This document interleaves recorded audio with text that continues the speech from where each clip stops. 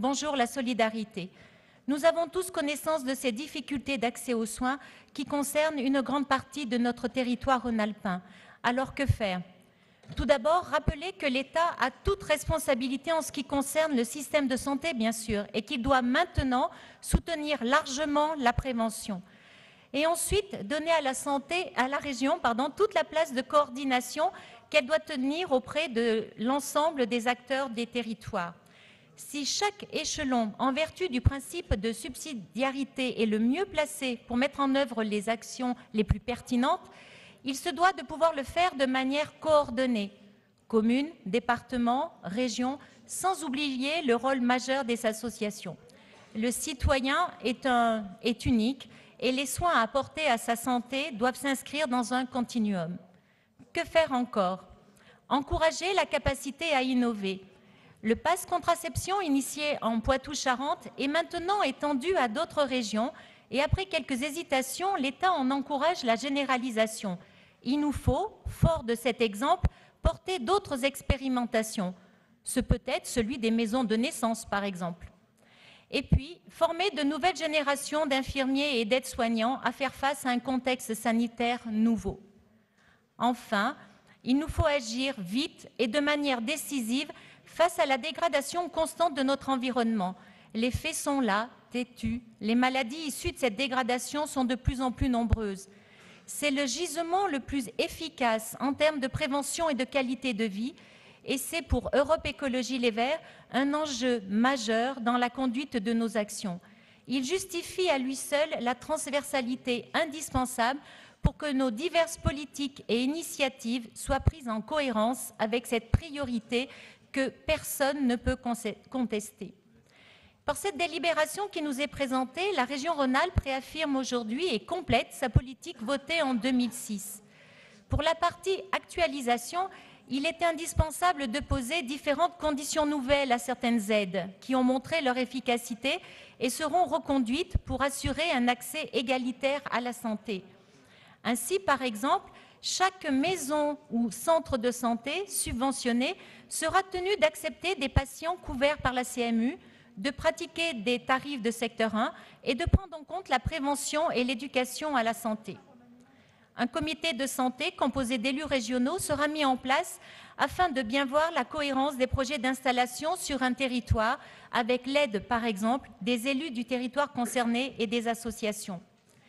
Pour la partie nouveauté, la délibération que nous votons aujourd'hui met enfin en lumière l'importance de l'influence de notre environnement sur notre santé. Un travail transversal est indispensable, ainsi, dans tous les domaines, nous devons nous poser la question sur la cohérence de nos choix et leurs répercussions sur notre santé. Par exemple, en agriculture, les méfaits de certains pesticides sont enfin reconnus, trop d'agriculteurs touchés. Mais le combat est long pour convaincre tous les professionnels de cesser immédiatement la fabrication et l'usage de certains produits qui altèrent aussi la santé des riverains en polluant entre autres l'air qu'ils respirent. L'air, parlons-en.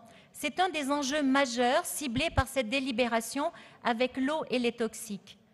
L'OMS vient de qualifier les microparticules du diesel comme cancérigènes. Or, en France, le parc des voitures diesel a explosé ces dernières années. Voulait-on seulement diminuer les émissions de CO2 ? Toujours est-il que nous voilà en France avec un air pollué par des moteurs même pas homologués pour rouler chez nos voisins plus soucieux des microparticules. Mais nous avons quand même des raffineries qui donnent de l'essence vouée à l'exportation. Quelle incohérence! Et surtout, comment fait-on pour assurer une transition écologique à un secteur qui tient une place essentielle en France en termes d'emploi et d'activité économique? Le contentieux sur l'air entre la France et l'Europe existe toujours, hélas, et la France paie pour cela des pénalités. On aurait pu espérer qu'une attention particulière serait portée sur la qualité de l'air dans cette vallée afin de ne pas aggraver la situation, le Mistral ne pouvant en lui tout seul faire le nettoyage. Eh bien non, on est en train d'installer au bord du Rhône, vers Pierrelatte, une gigantesque centrale de cogénération biomasse qui va brûler 150 000 tonnes de bois par an avec une rotation de 22 camions par jour. La folie des grandeurs du productivisme rend inconscient. Depuis des années, au travers du dispositif management de l'environnement, la région peut être fière d'avoir permis, avant la loi, l'élimination du perchloréthylène dans de nombreux pressings. Un soulagement pour la santé des professionnels, mais aussi des clients ou passants, notamment dans les galeries marchandes. Alors que le perchlo sort de nos pratiques, trop lentement à mon goût car l'échéance finale est à 2022, les phtalates sont encore très présents malgré leur toxicité avérée et de nouveaux produits sont mis sur le marché sans grande précaution. Des crèmes bien pénétrantes avec des nanoparticules, des tournesols mutés censés aider à la lutte contre l'ambroisie et pourquoi pas, pendant qu'on y est, l'empoisonnement de notre eau pour extraire des gaz de schiste. À la course aux solutions technologiques, notre santé n'est pas toujours gagnante.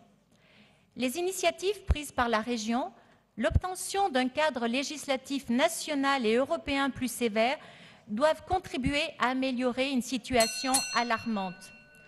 Oui, nous avons vraiment besoin de développer notre politique de prévention, de garantir l'égalité d'accès à la santé, tout en travaillant avec le programme PROPAS à la mise en commun de nos connaissances en matière de santé-environnement, afin d'apporter à chaque Rhône-Alpin des moyens d'information et de prévention pour sa santé et celle de ses enfants.